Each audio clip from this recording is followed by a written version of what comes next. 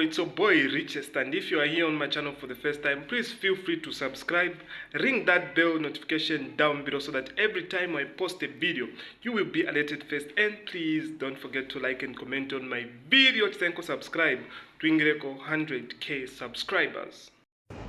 Boom. I think I could be wrong, but I think we're on time. And if we are, please do me a favor, guys, just as quickly and as expeditiously as you can, if you could jump on here real quick and share this live with people that you think would be interested in this conversation. I have to make sure that my lavalier mic is working. The lifeline of a live streamer, in as far as headshots is concerned, is the microphone. The microphone, bar none, probably, hey Bo, thank you, probably the most important device when you're live streaming. Bo, please tell me, share with me if I am loud and clear, and if I am, we will get this show on the proverbial road. I'm going to try and keep this broadcast under 10 minutes because I know many of you rush to listen to the news, as you should, because you have to make sure that your finger's on the pulse. So it's important to listen to the news, the 19 hours news, so that you have an idea of where you are in terms of the country. So I'm gonna very quickly just breeze through this little talk. Guys, as many of you know, my emissary, my arch nemesis, a man that I consider to be one of the most destructive, one of the most negative, one of the most deceptive personalities on Facebook, and I'm talking about Andrew Edimadu. He's a Nigerian false prophet out of Nigeria. This is a guy that a few years ago thought that he had Zambia wrapped around his little finger. And to a degree, to be honest, to be fair, he sort of did, because the Zambian psyche is susceptible to manipulation. And especially when he first came on the scene, Zambians were in awe of this medicine man, this con man, this spiritual decadent individual that really was just a con man, and that his whole makeup, his entire design was to hoodwink and to deceive his audience. And he found fertile ground here in Zambia.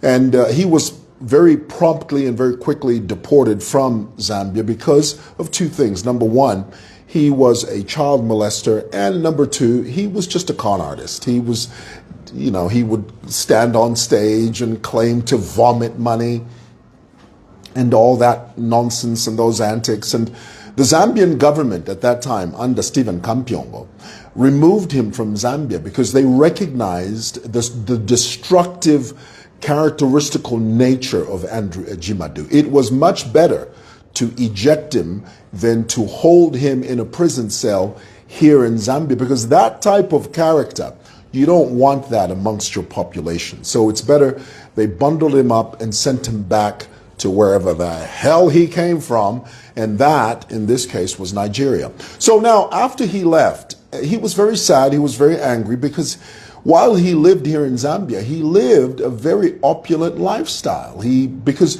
he was used to people kneeling at his feet and calling him Papa and all that stuff. And he manipulatively, cunningly penetrated the power structure of government. And this is something that I consistently tell you about when it comes to false prophets. One of the number one things that they do, the number one thing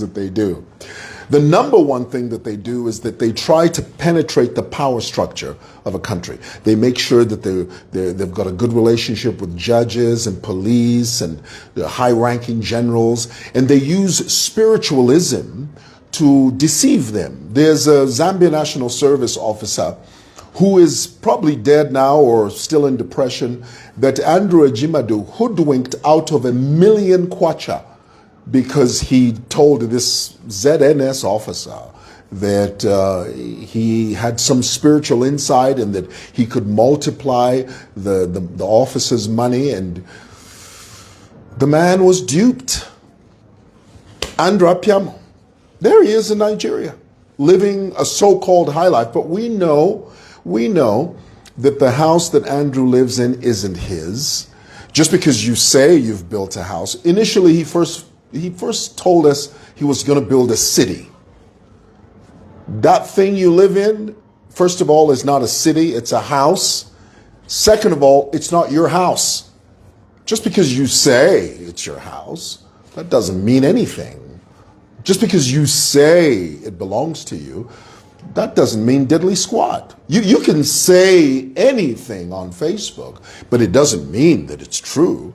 So for those of you that follow Andrew Edimadu and you think that that's his house, he's got a city, homeboy doesn't have a city. Homeboy doesn't even own the house that he lives in. Okay? It's all a facade. It's a smoke screen. Let's be clear. So anyway, this today, a few hours ago, I was sitting in my office and a little ping went off and there was a notification on my phone that said that Andrew was addressing me. And of course, you know, I watch because you want to know what people are saying about you, especially con artists like that guy. You want to know where he's coming from. You want to know what his line of logic is. And one thing I can tell you for sure, Andrew knows exactly what we were trying to accomplish in the market. But because he's so deceptive, he wants to change the narrative. He wants to redirect the trajectory. But we see right through you, and every effort you make to discredit our efforts of making a market functional will land with a hollow thud, because the premise of your desire is to discredit and to destroy. But we are Zambians. This is our country. You are sitting in Nigeria. You don't know the ins and outs of that market, or of any market for that matter. You know nothing about Zambian culture, just like we know nothing about Nigerian culture. There is not a Nigerian person right now that I can speak to and manipulate through this medium. Not a single one. But Andrew finds it apropos to try and deceive the Zambian people, because in his mind, he has us wrapped around his little finger. Not anymore. That doesn't gel anymore. It doesn't work anymore. You are speaking, you are a sounding gong and a clanging cymbal rather, as the word of God describes you. So here it is. Guys, you know the truth. The truth is that the marketeers that we had difficulties with yesterday, what they had done was that they had received offer letters from the council to occupy space in the market. They got their offer letters, but then they subletted their spaces. The Lusaka City Council only charges 300 kwacha to occupy a space. As long as you are the bona fide legal owner of that space, which measures 1.5 meters, and you receive an offer letter, a genuine offer letter from Lusaka City Council, you're the owner of that space. But what our people were doing is that they would get the space and then they would turn around and sublet. They would charge 3,000 kwacha for that space. When they were paid the 3,000, they remove 300, they remain with 2,700 as their money. Their money. And they pay council 300. Now, once they move, because they've subletted, in a sense, they have given up that space. They need somewhere to trade. Where did they trade? The drainage system, the steps. That was where the bone of contention was. We, as part of the committee of that market, we were simply saying, don't trade on the drainage system or in the drainage system. Trade where you are designated to trade. Because, Bane, where there's no order, where there is bedlam and chaos, confusion reigns. All we were saying, and this is the reason Lusaka City Council came with their truck to remove those tables, because that market belongs to the council. That market belongs to the local authority. And when they say, don't trade on the steps, they mean it. Now, if you've got a few unscrupulous chaps who are peddling that effort of seeing people trade on the drainage system and on the steps, of course we're going to call them out. So when we do that, we are now labeled as anti-poor, because we're saying trade in the designated spots. We're now labeled as anti-poor. Are you kidding me? Anti-poor quisa. You were given offer letters. You were given a space. Use the stands that you were given. But instead, you turn around, you sublet for a profit, but you want double tobela. There's nothing wrong with being an entrepreneur. But be an entrepreneur by playing by the rules, by being fair, by being level playing field. Be straight. Don't be crooked. If you sublet, you're making a profit, and then you start trading somewhere else where you're not supposed to be, that's a problem. That is a problem. So now Andrew is trying to incite the Zambian people. If you go there again, they'll kill you. Do you know what he's doing there? Somebody tell me in the comments what he's doing there. Andrew, in his deranged, pathetic mind, he thinks he can incite Zambians to kill me. In his mind, he thinks, no, if I say, mwewa, if you go to the market, they will kill you.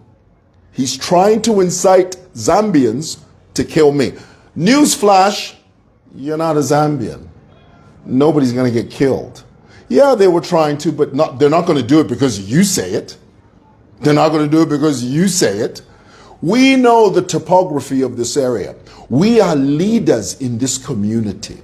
We know exactly what we're doing, and we know what we want. What we want is order. That's what we want.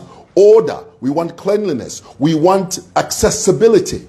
We don't want hindrance. Do you realize that in a market, if people are trading where they're not supposed to trade, it crowds the market even further. It means the passages that were initially used, or at least supposed to be used for easy exit and easy entry, when you block those passages, it means the traffic in the market, the foot traffic in the market does not flow as smoothly. And because of that, in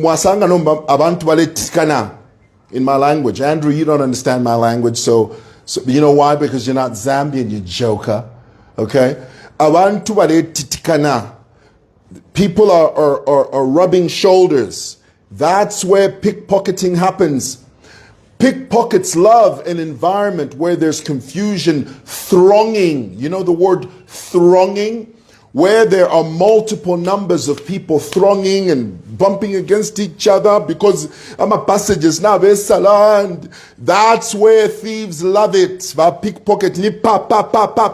But what we're saying is that if we can have a system where the market functions in the way that it's supposed to function, the passages are open, the drainage systems are free. When it rains, the water flows freely.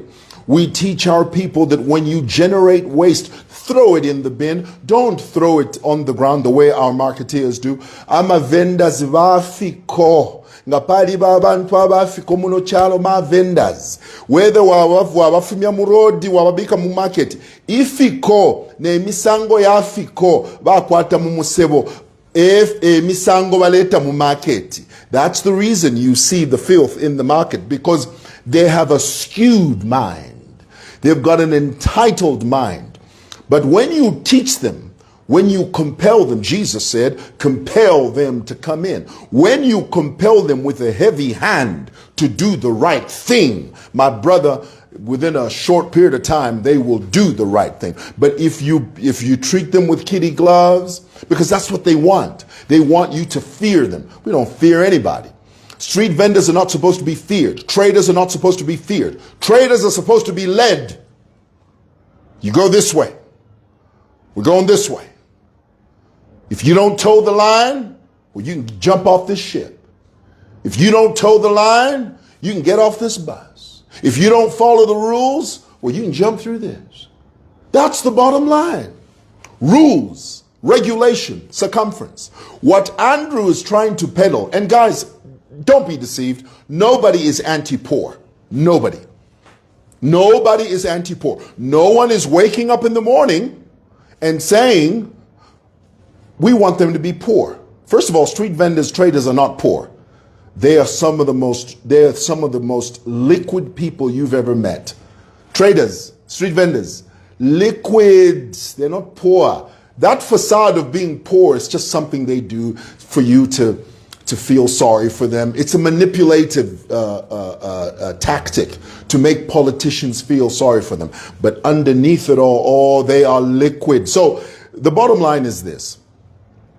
The inciting you're trying to do, Andrew, to get our people to kill me, is not going to work.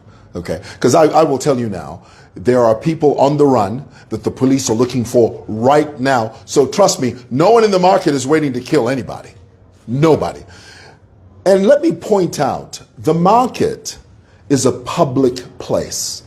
Very different from Simoson. Andrew Edimadu, if you came to Simoson, I would kick you out of here faster than you can say molasses. You know why? Because I don't like you. If you were on fire and the only way to save your life was to spit on you, honey, I wouldn't spit on you to save your life. Burn, baby, burn. That's how much value I place on you. Okay, if you were to come to Simoson, I would kick you out of here. But if you went to Simon Moalane Market, that is a public market. It's a public market. Everybody is welcome. Anyone can go there. Unless you're breaking the law. If you break the law, they'll throw you out. My purpose, my goal, my objective is to see a functioning market, and we advertise people's stands. That's what we do. You don't hear the testimonies because you're so dwanzi, you're so deaf, you're so spiritually dense. You're tone deaf is what it is. You're tone deaf, as they say in South Africa. You don't know the multiplied multiplicity of multitudinous tens of testimonies of women that are selling as a direct result, wait for it, SML TV. So many testimonies. When you came with your camera and I said my name and my number, people came, they bought from me. That's our objective, and you know it. People know it. The people who watch our channel, they know deep down in their hearts, they know that that's our objective. It's got nothing to do with what you're peddling. Nobody's here to embarrass anybody. We're here to entertain, educate, and enlighten. That's what we do. And then he talks about how, no, you're too old. Honey, nobody's too old for anything. The moment somebody says you're too old for something, double down. Sink your heels into what you're doing. The moment someone tries to use ageism against you, honey, double down. Do double of what you're doing. And then he goes and tries to quote Steve Harvey. Steve Harvey has 12.7 million followers on TikTok, honey. He makes millions of dollars just on TikTok. And then you're going to come back and say, yeah, but then Steve Harvey doesn't walk around with a selfie stick. So what? He doesn't do it that way. That's the way I do it, and I love it. You can't convince a man with an experience. Do you understand that? Huh? You get that? Kavish? You can't argue with a man with an experience. My experience is that the way I do it, I love it. And I'm not going to stop because you say. What? Just because you say, you think I'm going to stop it? That's like me telling you, stop conning people. Are you going to do it because I say it? Of course you're not, because that's your source of income. Your source of income is to con people, to deceive them into miracle money. There's no such thing as miracle money. The only money you will get is money that you have earned. Stick that in your pipe and smoke it. I'm telling you right now. Let me say it again. The only legitimate money you will have is the money that you have worked for and the money that you have earned. Not the money that comes because of so-called miracle money. No, I'll put my WhatsApp number there. I'll pray for you. You are not a man of God. You are a demon-possessed indigent that uses this medium to deceive and to hoodwink the Zambian people for your own personal gain. We see right through you. We know you. And don't come up here trying to talk about how you support HH. If you did, And if you were legit, you could get on a plane and come to Zambia. But guess what? You're not doing that. You know why? Because they see right through you. You are an indigent. That's what you are. So we know the manipulation that you're trying to use to weasel yourself back into this country. In my language, we say, why walimbikira Zambia iwe? Why watilimbikira? Get one of your Zambian informants to interpret that, Andrew. Why walimbikira Zambia iwe? Walikwate chalo chobe, Nigeria. Umwafula bakabola ala. Umwafula oiro eyo. Just concentrate on your country.